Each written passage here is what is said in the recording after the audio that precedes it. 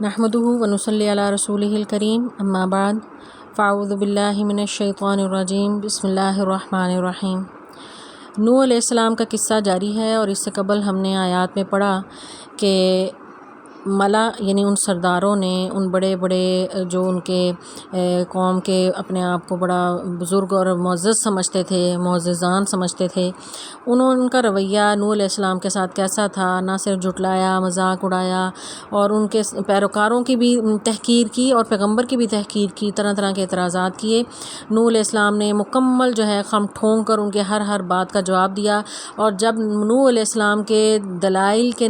کے جواب میں انہیں کوئی جواب نہ آیا تو پھر انہوں نے کہا کہ جاؤ پھر جو عذاب لانا ہے وہ لے آؤ۔ تو نوح علیہ السلام نے کہا کہ میں کوئی ذمہ دار نہیں ہوں تمہارے جرموں کا، میں بری ہوں اس سے۔ تو اس کے بعد جب یہ حجت تمام ہو گئی تو پھر ان پر عذاب کا وعدہ اتر آیا۔ تو اس سے یہ پتہ چلتا ہے کہ پیغمبر جو ہے وہ شروع میں ہی اپنی قوم کے لیے عذاب نہیں چاہتا، شروع میں ہی ان پر عذاب نہیں آتا۔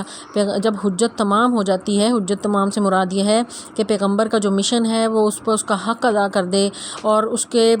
جتنے بھی جن کے سلیم الفطرت لوگ ہیں وہ حق قبول کر لیں، اور جو شقی القلب ہیں، جو سخت دل، پتھر دل اور نافرمان لوگ ہیں، ان کے دلوں پر جب مہر لگ جاتی ہے، مہر تب لگتی ہے کہ جب ہر طرف سے ناامیدی ہو جائے اور پتہ چل جائے کہ اب یہ مزید ان پہ حق بات اثر نہیں کرے گی، تو اس کے بعد اس قوم پر عذاب آتا ہے۔ تو اللہ تعالیٰ فرماتے ہیں اب یہ عذاب جو ہے وہ کیسے ان پر آیا۔ اللہ تعالیٰ فرماتے ہیں اعوذ باللہ من الشیطان الرجیم بسم اللہ الرحمن الرحیم۔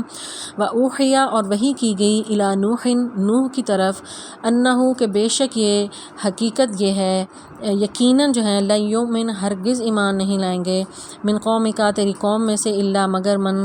جو قد یقیناً آمن ایمان لا چکے، فلا تبتئس تو آپ غم نہ کریں، بما کانوا یفعلون جو وہ سب کر رہے ہیں۔ یعنی عذاب لاتے وقت بھی، یعنی جب اتنا سب کچھ ہونے کے بعد بھی پیغمبر اتنے نرم دل ہوتے ہیں کہ جب عذاب کا پتہ چلتا ہے میری قوم پر عذاب آنے لگا ہے تو وہ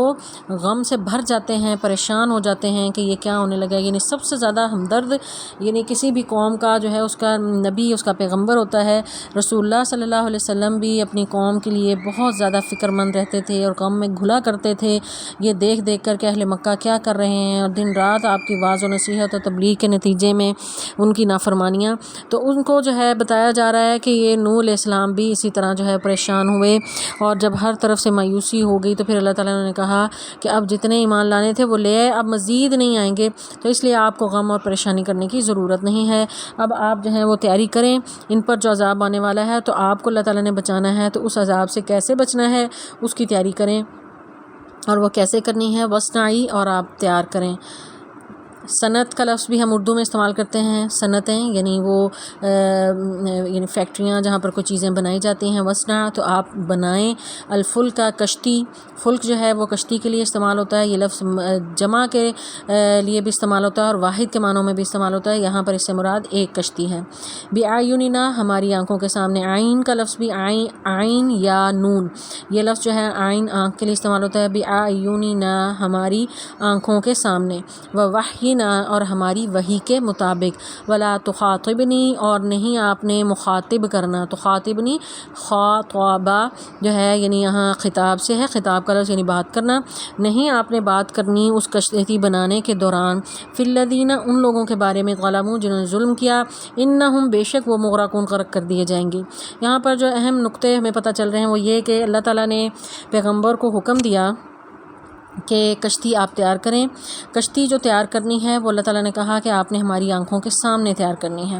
آنکھوں کے سامنے تیار کرنی ہے، یعنی جو ہے نوح علیہ السلام ظاہر ہے اس سے پہلے کشتیاں تو نہیں بناتے تھے، اور اس طرح کی کوئی صنعت روئے زمین پر ابھی آئی ہی نہیں تھی، اور اس کے مفسرین یہ کہتے ہیں کہ اللہ تعالیٰ نے جتنی بھی بڑی بڑی صنعتیں ہیں جیسے کھیتی باڑی ہے یا اس طرح کشتیاں بنانا یا دیگر جتنے بھی کام ہیں، لوہے سے ہتھیار بنانا، تو وہ اللہ تعالیٰ نے پیغمبروں کے ذریعے ہی بنی آدم کو سکھائے ہیں، کہ آدم علیہ السلام جو ہے انہوں نے کھیتی باڑی لوگوں کو سکھائی، یہ کشتی کا ہنر اور فن جو ہے نوح علیہ السلام کے ذریعے جو ہے وہ بنی آدم میں آیا۔ اس کے علاوہ داؤد علیہ السلام لوہے کو موڑ لیتے تھے اور بنا لیتے تھے، تو دیگر انبیاء کو بھی اللہ تعالیٰ نے یہ ہنر اور فن سکھایا، تو جتنے بھی علوم و فنون ہیں یہ انبیاء کے ذریعے ہی انسانیت کو سکھائے گئے۔ تو نوح علیہ السلام چونکہ نہیں جانتے تو اللہ نے کہا میری آنکھوں کے سامنے بنانا ہے، وحینا، وحینا سے مزید یہ پتہ چلتا ہے کہ ہم ساتھ ساتھ گائیڈ کرتے جائیں گے کہ کیسے بنانی ہے، وہی آتی جائے گی، یعنی ہماری وحی کے مطابق آپ نے یہ کشتی بنانی ہے،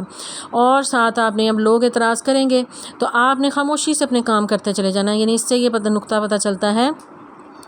کہ جب آپ بہت اہم کام کر رہے ہیں، اپنے کسی اہم مشن پر ہوں، تو آپ کو مخالفین کی مخالفتوں، ان کے اعتراضات کی پرواہ نہیں کرنی چاہیے. کان اپنے بند کر کے اپنے مشن پر لگے رہنا چاہیے، پھر ہی اس میں کامیابی ممکن ہے. اگر آپ درمیان میں بات چھوڑ کر ان کا جواب دیتے رہیں گے، لوگوں کو راضی کرتے رہیں گے، تو پھر ایسا آپ کا کام جو ہے وہ پایہ تکمیل تک نہیں پہنچ سکے گا. اور رہی بات ان ظالموں کی، تو انہوں نے تو غرق ہی ہونا ہے، تو آپ نے ان سے بات نہیں کرنی. ویسنا بناتے رہیں الفل کا کشتی، وکلما اور جب کبھی مرہ گزرے علیہ اس پر ملاؤ کوئی سردار. اب یہ وہی ملاؤ جنہوں نے پہلے بڑی بحث کر لی ہوئی ہے، وہ جب آپ کے پاس سے گزریں گے من قومی، اس کی قوم میں سے، تو وہ کیا کرتے تھے؟ سخرو، وہ سب مذاق اڑاتے تھے. سخرو مسخر، یعنی اس سے ہے سخر کا لفظ جو ہے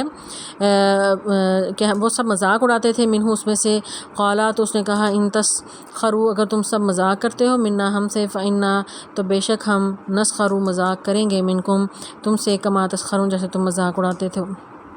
تو تمسخر جو ہے اردو میں بھی یہ لفظ ہم استعمال کرتے ہیں.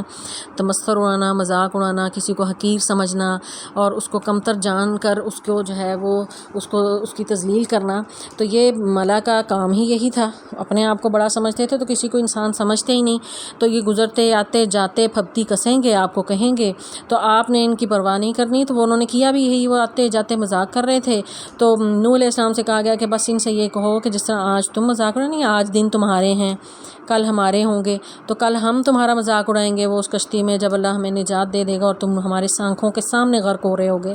تو پھر ہوا بھی یہی. فسوفا تو جلد ہی، تعلمون تم سب جان لو گے، من یاتی ہی کہ کون ہے آتا ہے اس پر، عذاب عذاب، یخزی ہی جو اسے رسوا کرے، و یحلو اور اترے گا علیہ اس پر، یعنی یحلو حلال سے ہے، یعنی حلال ہوگا یا اس پر اترے گا علیہ اس پر، عذاب عذاب، مقیم ہمیشہ قائم رہنے والی، دائمی عذاب. یعنی دنیا کا تو عذاب آئے گا. یخزی عذاب یخزی سے مراد یعنی دنیا کا عذاب جو انہیں ذلیل و خوار کر کے غرق ہو کے موجے ڈوب کے مریں گے. اور پھر جو عذاب مقیم، وہ دائمی عذاب، تو ان کو وہ بھی ملنا ہے. یہ نہیں کہ دنیا کا عذاب ملا تو آخرت کے عذاب سے بچ جائیں گے.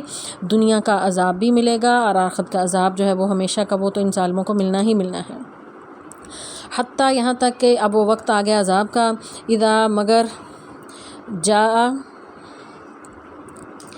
جب آ گیا امرنا ہمارا حکم، وفارت تنور اور ابل پڑا تنور. قلنا ہم نے کہا احمل سوار ہو جا، فیہا اس میں، من کلی ہر ایک، زوجینی جوڑا لے کر، اثنینی دو، و اہلکا اور اپنے گھر والوں کو، الا مگر، من سبق جو گزر چکا علیہ اس پر، القول بات، ومن آمن اور جو ایمان لے آیا، وما آمن اور نہیں ایمان لائے، معہو اس کے ساتھ، الا قلیل مگر تھوڑے. اب نوح علیہ السلام کو اللہ تعالیٰ نے کہا،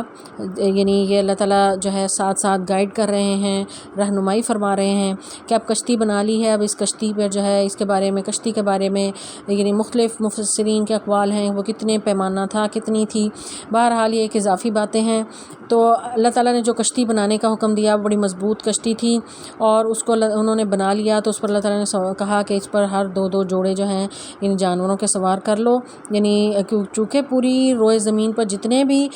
مخلوقات رہ رہی تھیں، پانی ہر طرف ہونا تھا اور سب نے غرق ہو جانا تھا. تو ظاہر آگے تو نوع انسانی نے چلنا تھا، تو اس نسل کو چلانے کے لیے ظاہر جاندار بھی، کیونکہ یہ لائف سرکل جو ہے ایسے ہی چلتا ہے، تو ان کی ضرورت ہے. ان کو سوار آپ نے کر لینا ہے اور اپنے اہل کو. اہل سے مراد یعنی اہل ایمان ہیں. پیغمبروں کی جو اہل ہوتے ہیں وہ ان کے اہل ایمان لوگ جو ہیں یعنی ان کے اہل میں سے شمار ہوتے ہیں. تو اللہ تعالیٰ نے یہ کہا کہ اپنے اہل یعنی اپنے گھر والوں کو اور اہل ایمان کو انہیں ساتھ اپنے سوار کر لو، جو بھی ایمان لایا، مگر وہ تھے تھوڑے، یعنی وہ تھوڑے لوگ تھے. تو مفسرین کہتے ہیں کہ قریباً 80 لوگ تھے جو 950 سال کی تبلیغ کے نتیجے میں ایمان لائے.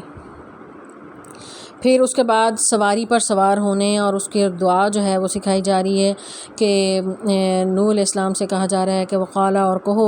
رکبو کہ ہم سوار، رکیبہ کہتے ہیں سوار ہونے کو، تم سب جب سوار ہو جاؤ، فیہا اس کشتی میں، تو پھر کیا کہنا ہے؟ بسم اللہ سات نام اللہ کے، مجریہا اس کا چلنا ہے، و مرساہا اور اس کا ٹھہرنا ہے، ان ربی بے شک میرا رب، لغفور بخشنے والا ہے، رحیم رحم کرنے والا ہے. یعنی جو بھی کام ہے وہ اللہ کے نام کے ساتھ کرنا ہے. یعنی رسول اللہ صلی اللہ علیہ وسلم نے فرمایا کہ ہر کام جو جس میں اللہ کا نام لیا جاتا ہے اس میں برکت ہوتی ہے،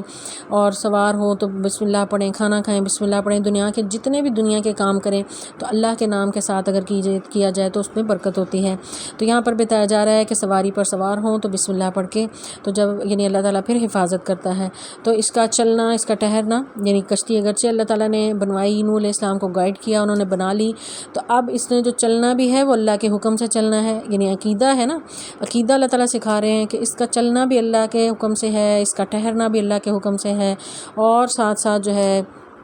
یعنی اب اللہ سے بخشش اور رحم کی بھی امید رکھیں۔ وہی تجری، اور وہ کشتی جو ہے وہ چلتی تھی،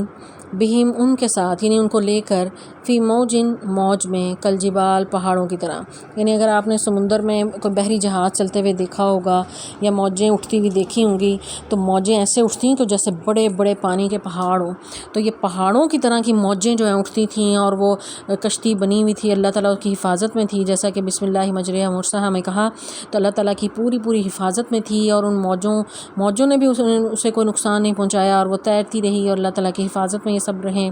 پھر اس کے بعد نوح علیہ السلام کی اچانک نظر پڑی اپنے بیٹے پہ،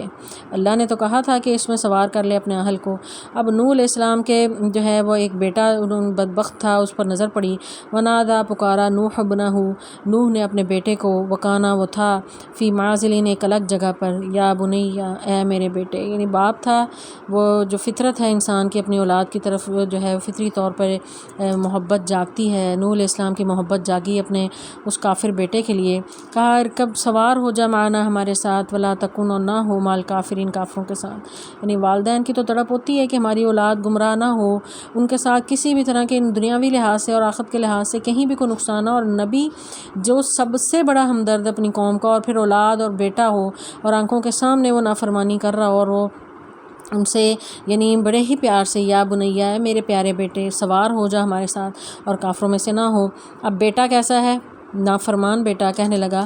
قالا، اس نے کہا، سآوی ان قریب، میں آوا کا مطلب انہیں پناہ لے لوں گا، ان قریب میں پناہ لے لوں گا، الی جبل، ایک پہاڑ کی طرف، یعنی میں بھاگ کے چڑھ جاؤں گا پہاڑ، یعنی بڑے وہ طاقتور لوگ تھے اس وقت، پہاڑوں پہ ایسے چڑھ جاتے تھے جیسے ہم جو ہے وہ روڈ پہ چلتے ہیں، تو یعصمنی، مجھے بچا لے گا، من الماء، پانی سے، عاصم کا لفظ جو ہے عین صاد میم، بچانا،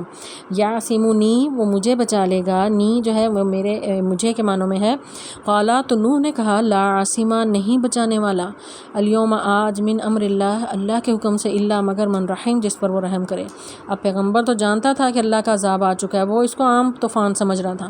اس نے کہا میں بھاگ کے چڑھ جاؤں گا، میں بچ جاؤں گا، مجھے جو ہے وہ بچا لے گا یہ اونچے اونچے پہاڑ، تو میں بچ جاؤں گا۔ تو پیغمبر نے کہا کہ نہیں، آج کے دن اللہ کے حکم، اللہ کے یعنی حکم سے مراد یعنی اللہ کا عذاب، کیونکہ عذاب بھی اللہ کے حکم سے آیا تھا، تو اس سے کوئی نہیں بچ سکے گا مگر وہ جس پر رحم کرے۔ وحالہ، اور حائل ہوگی، بینہما، ان دونوں کے درمیان، الموج، موج، فکان من المغرقین،